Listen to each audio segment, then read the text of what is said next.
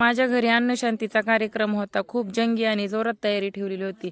50 ते 60 माणसाचा स्वयंपाक द्यायचा ठरवला होता. खूप सोहळ्यानं स्वयंपाक बनवायचं नियोजन लावलेलं होतं. जेवणासाठी नुकती भात, वरण, भजी आणि खारी नुकती आहे. एवढं असं जेवण होतं आणि वांग्याची भाजी, 7 वांग्याची भाजी होती. तर नुकती करायच्या आधी अशा प्रकारे पूजा मांडून घेतली त्या आचार्यांनी. त्याच्यानंतर ही चुलवण त्यांना मी बनवू लागलं होतं आणि चुलवण झाल्याच्या नंतर त्यांना सरपण त्याची पाच आडवी ठेवली ती सध्या मी आणून दिलती. त्या पातेल्याच्या बुडाला मी स्वतःहून माती लावून दिलती. ती पाण्याची घागर मी स्वतःहून दिलती, पण माझा व्हिडिओ काढून घ्यायला कुणी नव्हतं. आई आणि सगळ्यात जास्त तर माझ्या आईनं काम केलेलं आहे. प्रत्येक कामामध्ये माझी आई खूप माझी मदत करते. आणि इकडं बघू शकता, ही माझी लक्ष्मी माझ्या दारात उभी आहे. मी इकडं बघू बघू आनंद घ्यायचे, कारण गाडी घेणं हा माझं स्वप्न होतं. तर मी खूप खुश हो गाडीला बघत होते. तर बघा इकडं बघा, इकडं पीठ चाळून घेतलंय आणि पीठ आम्हालाच मळायचं होतं, पण मी पाणी टाका म्हणले तर खूप जास्त पाणी झाल्यामुळे मी डब्यातून पाणी कमी करत होते. पण मी त्यांना म्हणलं, बाबा मी काय पीठ मळणार नाही, गोट्या बिट्या झाल्या तर पुन्हा चाचणी बिघडून जाईल. मग ती म्हणले तुमच्या आईला बोलवा. मग आई आली आणि आईनं पीठ मळून घेतलं नुकतीच आणि त्याच आचार्याने नुकती काढली.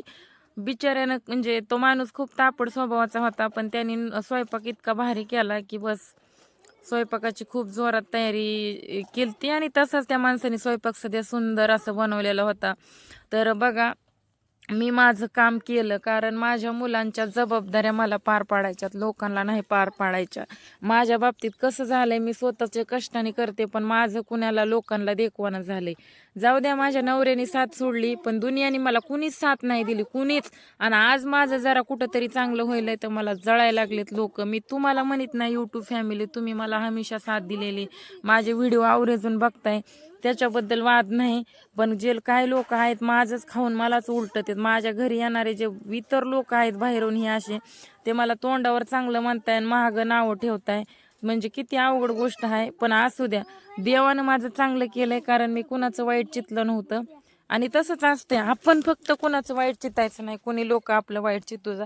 तर असं इकडं बघू शकताय, ही पूजा लवटेचा मित्र आला होता आणि कार्यक्रमासाठी. तर बघू शकता, ह्याने मला वांगे चिरायला मदत केली आणि ती सध्या आली होती. त्याच्यानंतर ती नागझरीची आशा घोळवे, स्वतःला लई रील स्टार समजती, ती सध्या आलेली होती. ती तर एवढी भवानी वाईट आहे, ती आली माझ्या घरी, पण माझं एवढं वाईट चित्ती म्हणून मला माहित नव्हतं.